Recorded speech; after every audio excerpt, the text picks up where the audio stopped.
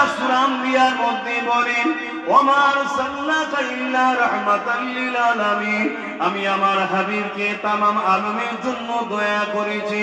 তাই নবী পাক পে খুশি বানানো, আল্লাহ বললেন দয়া পে রহমত পে খুশি বানাও। তাই নবী পাককে পে খুশি বানানো এটা আল্লাহ পাকের হুকুমের মধ্যে শামিল।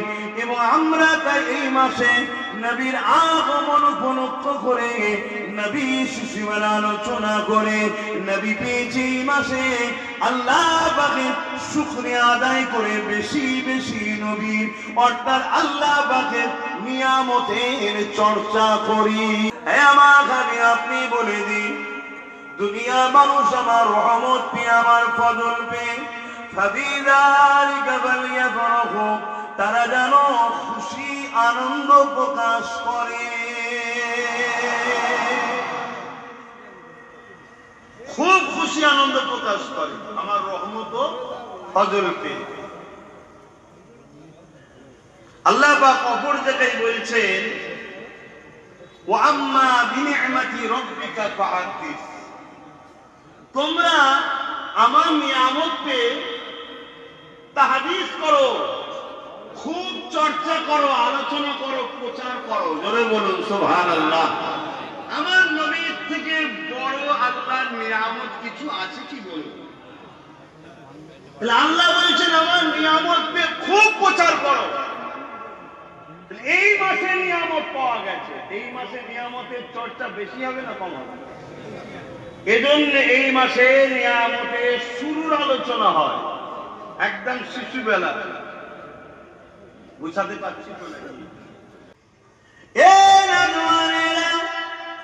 আল্লাহ নবী কত বড় নিয়ামত ছিলেন।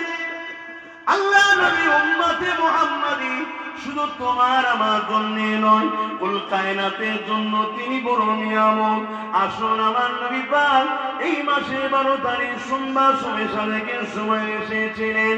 আল্লাহ নবী সাহাবী হযরত আব্বাস রাদিয়াল্লাহু তাআলা তিনি বলতে লেগেছেন, আমি নবী পাকের মিলাদের আলোচনা করছিলাম। অর্থাৎ জন্ম বৃত্তান্ত বাংলায় জন্ম বলে, কিন্তু জন্ম কথাটা নবীর শানে একটু গুস্তাখিমূলক হয়।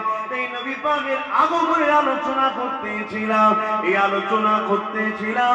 আল্লাহ নবী এই জায়গায় তাশরীফ নিয়ে আসলেন। আল্লাহ নবী জানতে চাইলেন কি আলোচনা হচ্ছে আপনাদের। আমরা বললাম ইয়া রাসূলুল্লাহ হাবিবাল্লাহ, আমরা আপনার শিশুবেলা আলোচনা করতেছি। আল্লাহ নবী বড় খুশি হয়ে গেলেন। খুশি বলতে লাগলেন, বাবা সাহাবী আব্বাস আমার চাচা সরে রেখে দেন, এই মাহফিলে শুধু আপনারা বসে আছেন তা নয়, আল্লাহ পাকের অগণিত রহমতের ফেরেশতা নাজিল হতে লেগেছে।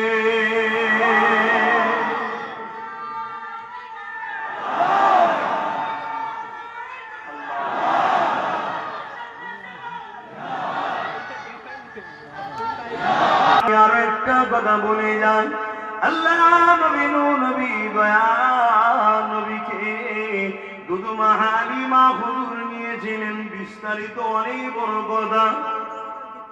মক্কা জমিনে 10 জন মহিলা এসেছিলেন, সব 10 জন মহিলা এসেছিল। আম্মা মেনা পরে এসেছিলেন, কিন্তু দেখতে লেগেছে সবাই একটা একটা করে 9টা বাচ্চা নিয়ে চলে গেছে। 10টা বাচ্চা হয়েছিল। এই যুবকেরা এবং আরেকটা কথা শুনে রেখে দেন, আমার নবী পাক যে বছরে এসেছিলেন ওই পুরো বছরে পুরো পৃথিবীর জমিনে যত নারী সন্তান হয়েছে প্রতিটা সন্তান নারীকে আল্লাহ পাক পুত্র সন্তান গিফট করেছে।